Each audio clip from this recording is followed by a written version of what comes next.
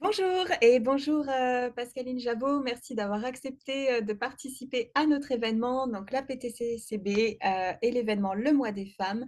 Donc un mois où on rencontre différentes personnes pour des interviews et donc qui s'engagent pour la promotion de la santé mentale, de la psychologie, des TCC et puis également pour la lutte contre la stigmatisation. Donc, merci encore d'avoir accepté de participer. Bien, est-ce que tu pourrais te présenter et puis présenter ton parcours, s'il te plaît? Bonjour à tous. Du coup, oui, moi, c'est Pascaline, j'ai 33 ans. Je suis père aidante en santé mentale. Je travaille principalement sur la question de la parentalité et la périnatalité chez les personnes avec des troubles psy chroniques. Et je suis également la créatrice du podcast Mère en nous trouble, un podcast qui, à chaque épisode, donne un témoignage d'une mère concernée par une problématique psy sur son parcours, son chemin et puis comment elle vit sa maternité. Mhm. Sur mon parcours, j'ai eu un parcours assez décousu, comme la plupart des personnes avec un trouble psy. C'est assez récurrent chez nous, où j'ai voulu faire des grandes études et en fait, même si j'étais très curieuse et que j'aimais énormément apprendre, en fait, le rythme des grandes écoles, en fait, me convenait pas du tout. Et donc, j'ai été hospitalisée à cause de ça. Et après, en fait, j'ai fait plein de petits travails, d'autres. Et petit à petit, en fait, j'ai commencé à reformer l'idée, en fait, de travailler avec les personnes concernées, mais surtout, en fait, comme moi, je suis quelqu'un qui se pose énormément de questions et j'aime bien être dans le concret, en fait, sur le quotidien, même si je suis quelqu'un d'extrêmement intellectuel, enfin, je réfléchis beaucoup trop, donc, clairement, mais j'aime bien, justement, en fait, comme j'ai cette créativité de réfléchir que bah, tu as un problème, ok, mais il n'y a pas forcément qu'une seule solution, il y en a plein d'autres. Et donc, j'aimais bien réfléchir à ça et on m'a guidée petit à petit vers la pérédance. Et donc, j'ai fait une formation, le DU de pérédance et neurodéveloppement en santé mentale de Lyon. Et en fait, à l'époque, je venais d'avoir ma fille et je me suis posé aussi énormément toutes ces questions en fait de ben, qu'est-ce que ça fait d'être mère avec des problématiques psy. Et du coup, en fait, j'ai fait mon mémoire de formation sur ce sujet-là. Et en fait, en faisant ce mémoire, qui au départ, c'était totalement pour moi, je le faisais, j'avais pas de grand but ou quoi que ce soit, j'avais pas d'objectif, c'était juste moi, parce que j'en avais besoin. Et je me suis rendu compte qu'en fait, cette problématique, mais il y avait plein de monde qui avait besoin d'en parler. Et du coup, en fait, depuis, j'ai décidé de continuer à travailler, de travailler principalement sur ce sujet-là. Et j'ai le statut d'indépendante. Et puis sinon, bah, je vis dans le sud-ouest de la France, Voilà. voilà, et j'ai de la famille un peu partout dans le monde parce que, ma famille est de grands voyageurs, donc je ne tiens pas en place, mais je me suis installée dans le sud-ouest de la France avec mon mari et mon enfant et pour l'instant, on est très heureux ici. Ok, super. Voilà, alors moi je trouve que c'est extrêmement important justement de pouvoir parler, tu vois, de la santé mentale des mères, mais aussi de pouvoir parler de la maternité chez les personnes qui ont, qui ont pu avoir des troubles de santé mentale ou qui ont toujours des troubles de santé mentale. Parce qu'effectivement, c'est un sujet, comme tu disais, qui n'a pas été beaucoup exploré. Je pense qu'il est aussi un petit peu encore tabou, même si heureusement, voilà, on commence à de plus en plus en parler. Dis-moi, là, justement, toi, dans le cadre de ton podcast, donc tu as eu pas mal d'occasions d'interviewer des personnes. Voilà, est-ce que tu pourrais nous faire un petit retour, j'ai envie de dire, sur cette expérience, justement, sur déjà peut-être la genèse de ton projet de podcast, et puis ensuite, comment est-ce qu'il vit, j'ai envie de dire, ce podcast, et puis s'il y a eu éventuellement, et si tu es OK d'en parler, des témoignages peut-être qui ont eu des échos, que ce soit chez toi ou chez les auditeurs, auditrices. Enfin, voilà, je te laisse nous raconter tout ça. Bah, en fait, professionnellement, ça fait 1 an et demi que je travaille, moi, en tant que père aidante indépendante sur ce sujet-là. Et assez vite, j'ai eu beaucoup de personnes qui m'ont demandé: «Est-ce que tu as pas des témoignages? Est-ce que tu as pas, des personnes qui témoignent?» En fait, ce besoin de plus se sentir seul, en fait, de savoir que c'est Mhm. pas que nous. Parce que comme c'est un sujet très difficile à aborder et ben, en fait, quand nous, on n'ose pas en parler, les autres en face aussi n'osent pas en parler. Ouais. Et donc ça reste un peu. La facilité du podcast, c'est qu'on a juste à l'écouter, en fait. On n'a pas à se forcer d'avoir une discussion parce que des fois, avoir les discussions, ça peut être très compliqué. On n'a peur d'être blessé, on a peur de la réaction des autres et justement là, c'est juste il faut juste écouter.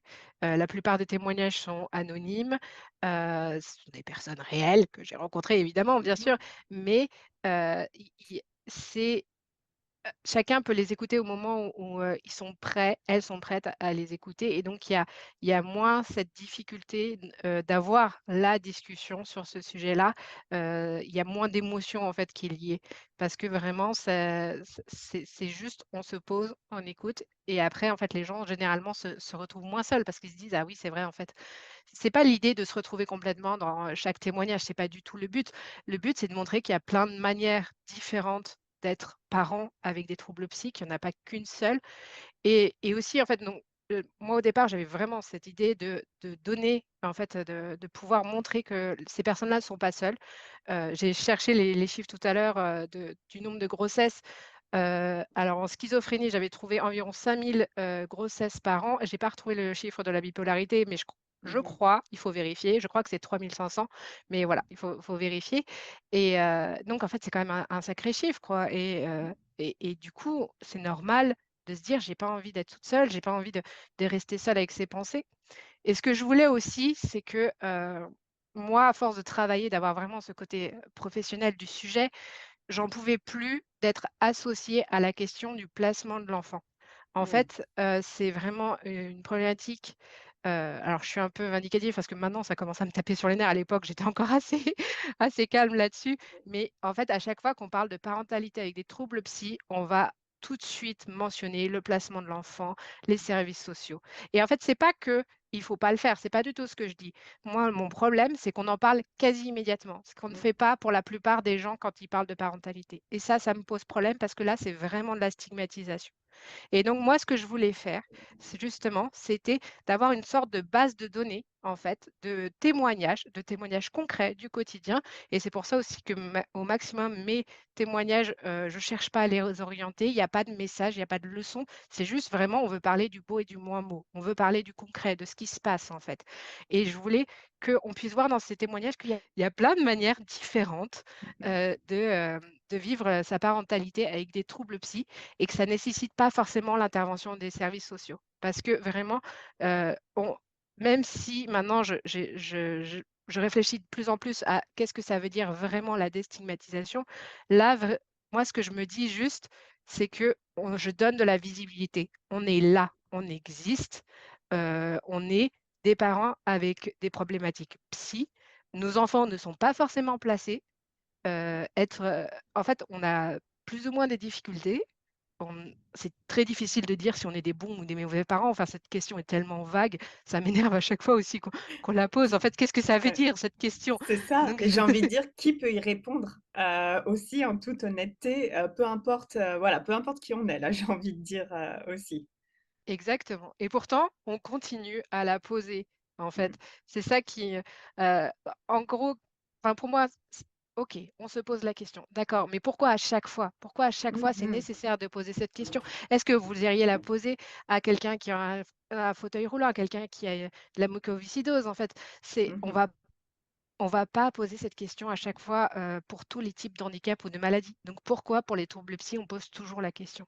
Et c'est là où vraiment, je trouve qu'il y a une problématique et c'est pour ça aussi que du coup, moi, je veux donner de la visibilité. Je ne cherche pas à revendiquer ma manière de faire ou quoi que ce soit parce que je pense que cha s ma pratique, c'est ma pratique à moi. Il y aura d'autres personnes et moi, j'encourage toute personne à se lancer dans ce sujet, bien sûr et c'est les autres personnes ont d'autres pratiques et c'est bien parce qu'il faut qu'il y ait de tout.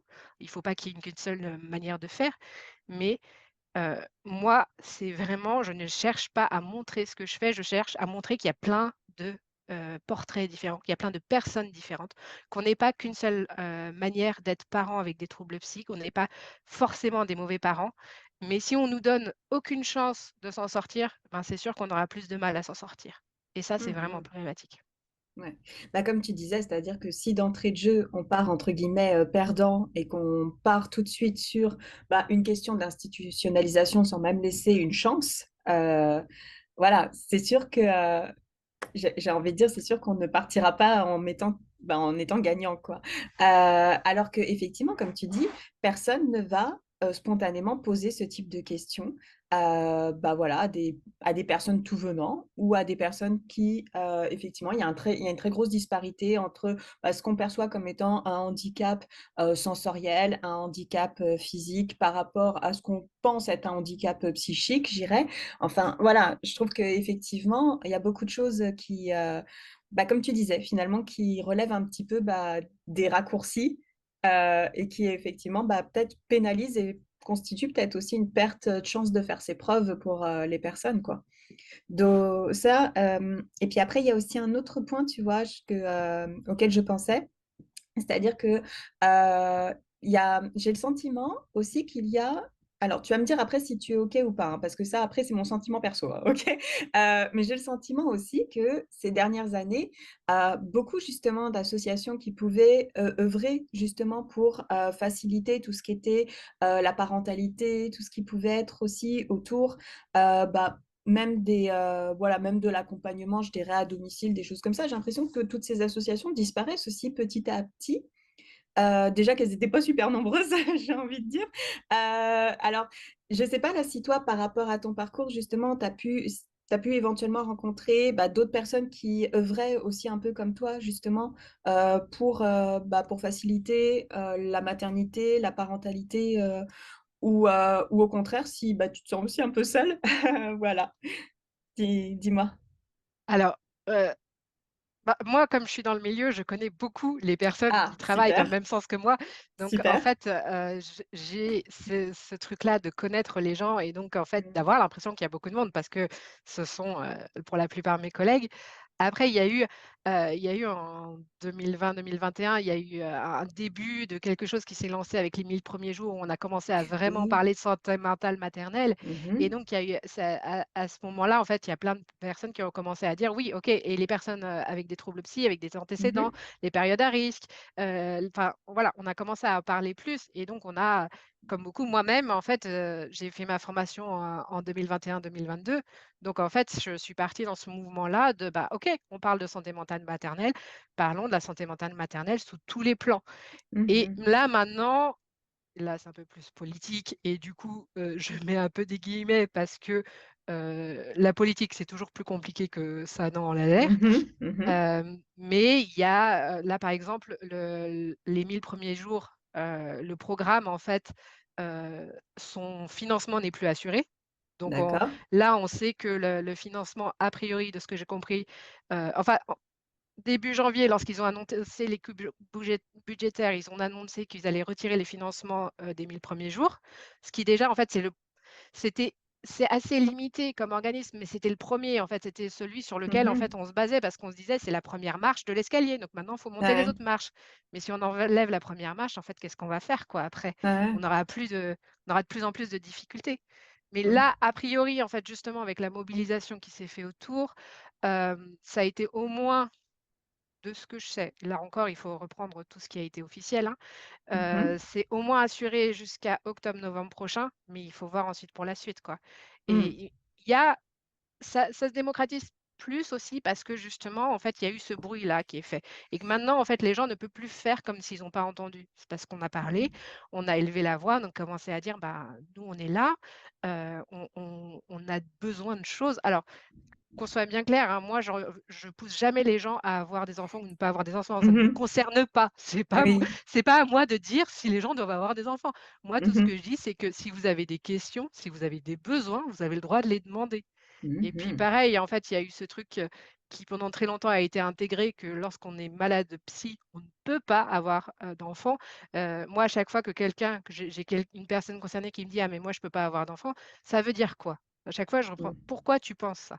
C'est une vraie question, en fait. Est-ce que tu penses Mmh. ça parce que tu as pas les capacités? Ce qui est OK. Est-ce que tu penses ça parce que, tu te dis: «Ça va pas te plaire?» Ce qui est aussi OK. Mmh. Parce que tu as pas envie, ce qui est OK.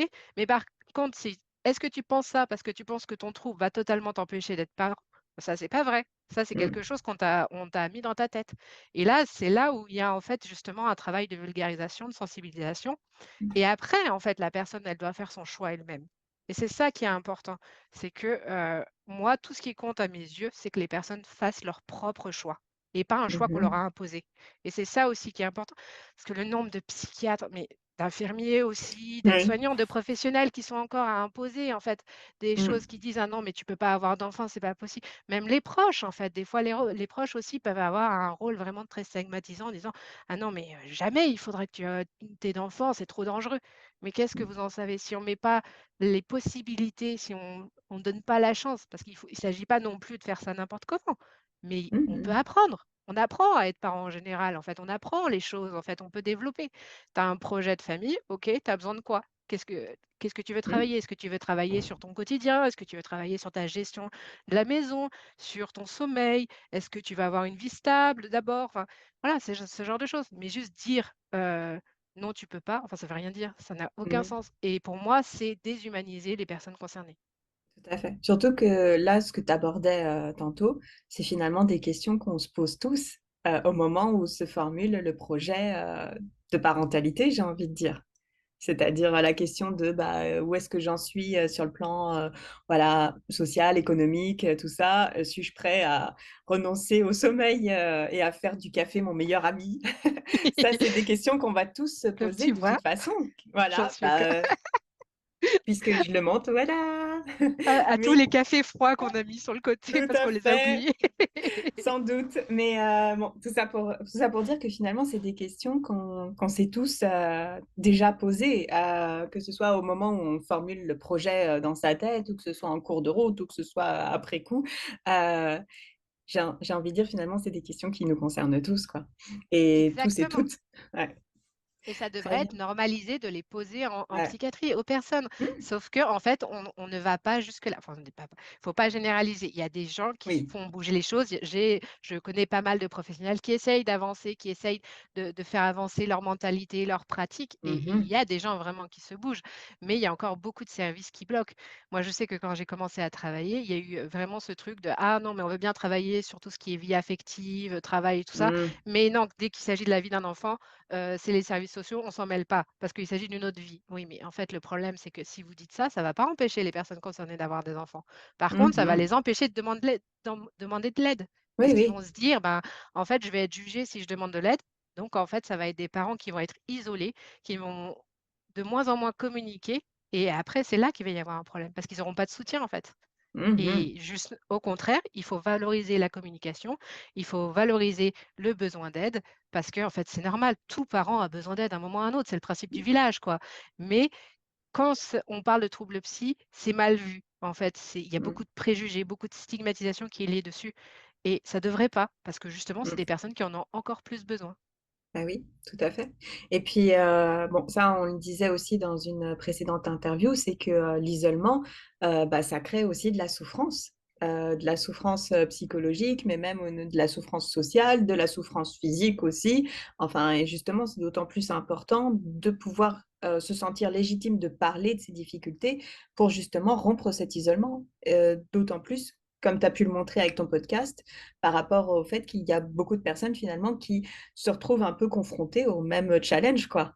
Donc et qui sont loin d'être toutes seules à vivre, ce genre de choses, quoi. Tout à fait. C'est vraiment la difficulté parce qu'en fait, ce sont les personnes qui ont le plus besoin d'aide, qui ont le plus besoin d'être entourées et ce risque-là de se dire que: «Ah, je vais être jugée sur mes capacités parentales si je demande de l'aide». La psychophobie, en fait, c'est un mot où des fois les gens se disent: «Non, mais c'est un mot vite fait», mais en fait, on s'en rend pas compte parce que les hospitalisations sous contrainte, c'est pas Mmh rien en mh. fait. Mmh. Perdre ses droits de parents parce que notre enfant est placé, parce qu'on s'est dit: «Ah non mais là il s'est passé un truc». En fait, il y a une vigilance accrue envers les parents qui ont des troubles psy et quand on vit cette pression constante, on a encore plus de mal à demander de l'aide et Mmh. alors que justement on a besoin de demander de l'aide, en fait. Mmh. C'est normal pour tous les parents et ça devrait être encore plus normal pour les parents qui ont des troubles psy. Mais si on leur donne pas les conditions pour qu'eux puissent se sentir en confiance et puissent demander de l'aide, et ben, là, ça va partir en vrille, en fait. Forcément, ça va se passer mal, quoi. Mmh C'est mh. c'est ça qui est tout complexe. C'est tellement contradictoire et en même temps, c'est tellement ancré. Après, voilà, en fait, c'est pour ça aussi que je suis pas sûre de faire changer les mentalités, mais je me dis: «Si on en parle suffisamment souvent, Mmh mh. en fait, ça deviendra normal». et c'est tout ce que je Non, souhaite, c'est que ça fasse ça partie veut du quotidien, voilà. Mon but, c'est mmh, vraiment que ça fasse partie de la société, c'est pas une idée d'être pour ou contre, hein, c'est juste un fait, en fait, et il faut que ça soit considéré comme ça, comme un fait mmh, normal. Qui courant en fait, et puis en plus maintenant on parle de plus en plus de santé mentale. On a la conscience qu'on est tous concernés par la santé mentale et que, ça peut être, nos proches, ça peut être nous, ça peut être nos collègues en fait. Donc on a mmh, plus cette notion-là maintenant. Donc justement en fait, c'est le moment d'intégrer ce genre de choses, encore plus. ouais. Mais Non, mais parfait du coup. Et puis, tu vois, en même temps, dans ce que tu parlais, ça m'a évoqué pas mal de choses. Alors déjà, le fait que effectivement, ça me semble essentiel de pouvoir en parler parce que, bah, il y a beaucoup de troubles psy finalement, qui se déclenchent, vers la fin de l'adolescence, le début de l'âge adulte. Donc du coup, bah, oui, à un moment donné, je veux dire, la question, de fonder une famille, bah, peut se poser à un moment donné parce que je pense que peu importe notre choix, tout à chacun, on peut s'être posé la question à un moment, que ce soit pour se dire: «Bah oui, je me lance» ou «Non, c'est pas pour moi», ce qui est correct dans tous les sens.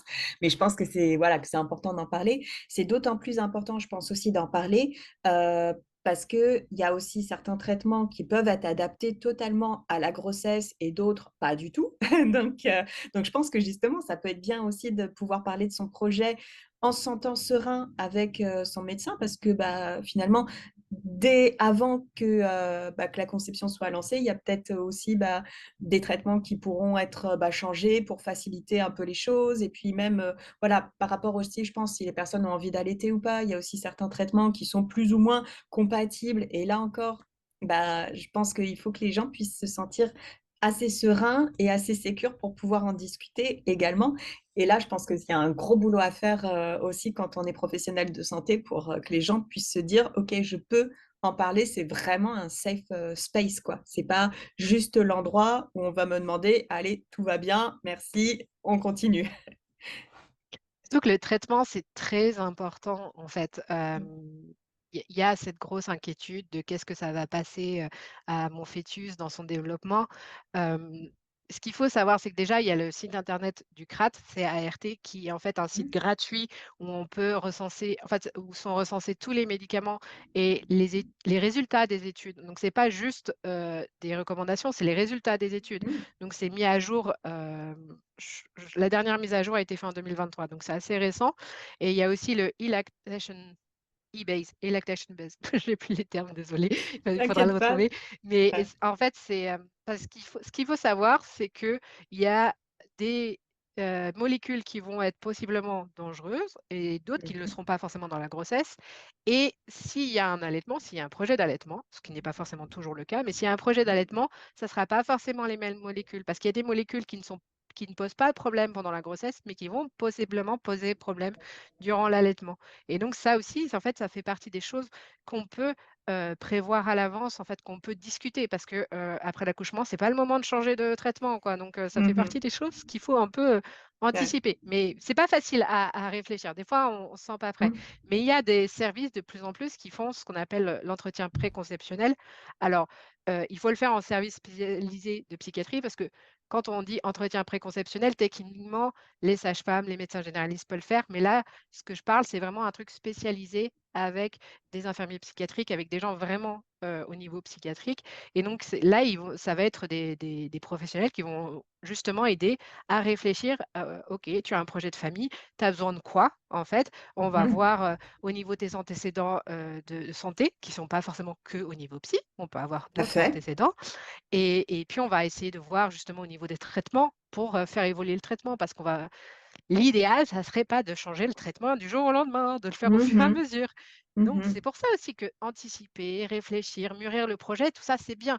Après, c'est pas toujours possible, mais s'il y a cette possibilité, c'est positif. Moi, Mmh. j'encourage vraiment les gens à dire: «Mûrissez votre projet, posez Mmh. vos questions, allez voir les gens». En fait, après, c'est pas toujours évident, on sait jamais qui voir, et puis c'est généralement moi, du coup, j'essaye d'accompagner à ce niveau-là, de montrer que, bah, en fait, selon ce qu'on cherche, selon les questions qu'on se pose, en fait, on va voir telle ou telle personne. Mais poser ces questions en amont, avant de construire son projet, c'est positif, en fait, justement parce que c'est anticiper et se dire: «Ah, bah, possiblement, il va m'arriver ça, donc il faut que je trouve des solutions un peu à l'avance et une fois que je serai face à les situations, bah, je saurai réagir parce que je sais ce qui m'attend. Et c'est ça aussi tout ce qui est sensibilisation aux complications psy en postpartum, à la dépression postpartum, à la psychose Mmh. puerpérale. En fait, ça, c'est Ouais.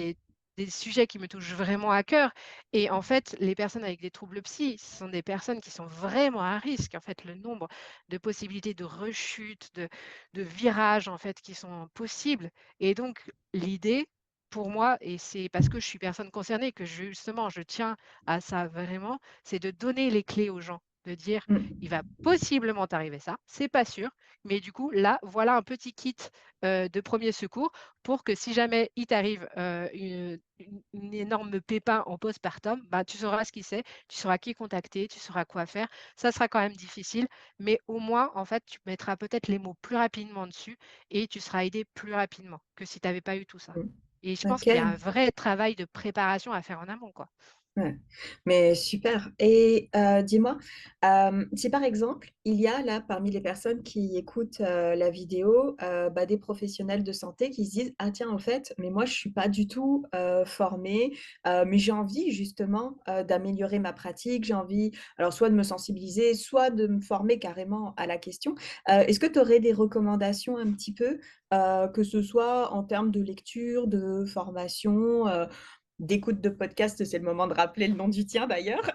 Mère en de Heu, troubles, voilà, disponible sur plein voilà, Ah, sur plein de sur plein de plateformes. plateformes, sur Spotify, sur Deezer, sur Amazon, sur, Ouais, Apple. Bah, écoute, c'est très simple. Moi, je propose une formation maintenant. J'ai super! sur le justement, sur la prise en charge alors c'est plus focalisé sur la grossesse, Mmh mh. et le postpartum des personnes concernées.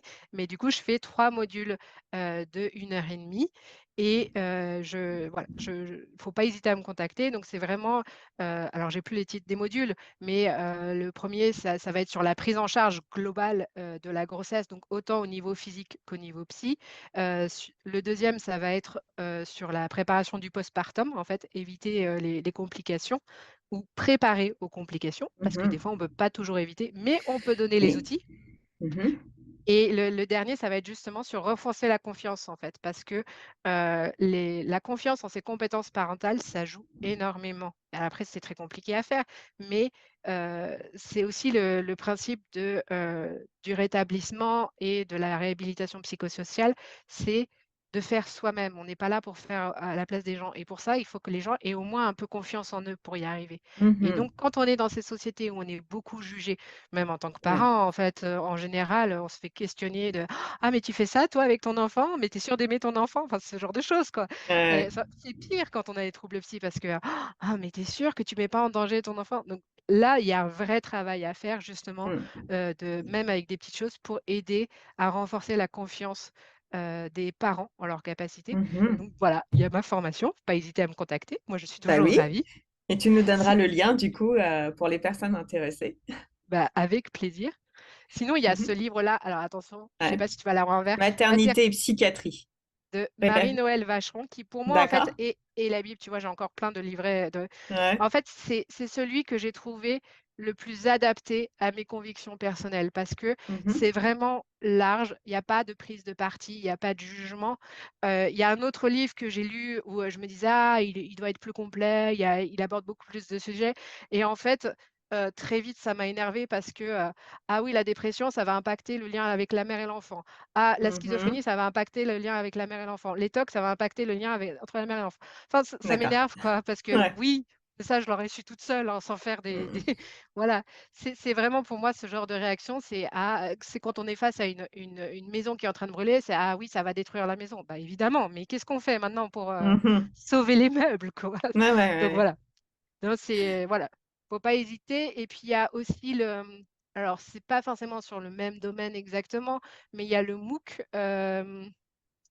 santé mentale périnatale, je crois que c'est ça qui a D'accord. été justement qui venait, des 1000 premiers jours. En fait, tout ça, ça faisait partie des travaux des 1000 premiers jours et en fait, c'est un MOOC gratuit en ligne. Il y a toute une partie justement, il y a un des modules qui est sur, les troubles psy, périnataux. Alors, Mmh mh. c'est pas tout le MOOC, En fait, moi, j'ai fait tout le MOOC parce que j'essaye justement de me former de plus en plus. Il y a une partie du MOOC qui est sur ce sujet-là, mais ça Mmh. reste en fait, c'est gratuit, c'est accessible en ligne, donc c'est Ouais, aussi l'avantage, quoi. C'est d'accord. Ça peut être finalement peut-être une première rentrée avant de oui, partir justement sur une formation peut-être plus spécialisée, voilà, mais peut-être qu'effectivement exactement, ça peut être un début, quoi. OK, super. exactement. OK et ben, écoute, merci beaucoup. Alors, on arrive, sur la fin de notre, interview. En tout cas, merci, c'était super riche et puis, bah, voilà, j'ai envie de te demander, bah, si tu pourras nous transmettre aussi des liens, bah, vers les différents, organismes et puis vers ton voilà, vers ta formation et tout, également. Bah, écoute, j'ai envie de te laisser un petit peu le mot de la fin. Voilà, si tu avais, je dirais un dernier message, à faire passer ou, voilà, lequel serait-il? Heu, alors mon dernier message, je pense que, ça serait, en fait, une des phrases qu'on dit beaucoup aux jeunes parents, c'est: «Soyez un parent suffisamment bon».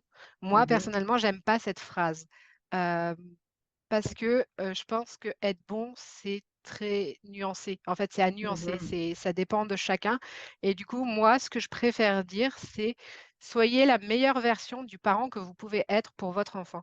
Mmh Parce que mh. votre enfant, il a des besoins spécifiques. Il n'a pas besoin de tous les parents du monde, il a besoin d'un Oui. certain type de parent. Et vous, vous êtes capable d'être un certain type de parent. Vous n'êtes pas capable d'être tous les parents du monde. Donc en fait, soyez vous, votre propre meilleure version et la meilleure version qui convient aussi à votre enfant. Et c'est ça, en fait, pour moi aussi, c'est ne cherchez pas à être tous les parents du monde. En fait, ça Mmh. sert à rien. Ne cherchez Mmh. pas à ce que ça soit vous sur la couverture des magazines. Ne cherchez pas à être un parent modèle sur Instagram. Cherchez à ce que votre enfant s'épanouisse, vous vous épanouissez, peu importe en fait le- tout ce qui vous arrive. En fait, la vie, c'est jamais tout blanc ou tout noir. En fait, c'est une Mmh. palette de couleurs. Et ça, c'est OK. Voilà, du coup, je blablate. OK. Désolée, Non, non, je mais suis c'est passionnée. parfait. Et ben, écoute, c'est parfait donc finalement, voilà, authenticité quoi, j'ai envie de dire. OK, bon, bah, merci beaucoup, d'avoir accepté, du coup, l'entretien et puis d'avoir participé à notre événement et puis, bah, merci à tous également et à toutes d'avoir, suivi cette interview et puis j'espère que, bah, du coup, ça vous aura ouvert de nouvelles, perspectives, que ce soit, de réflexion ou même de pratique. Merci beaucoup.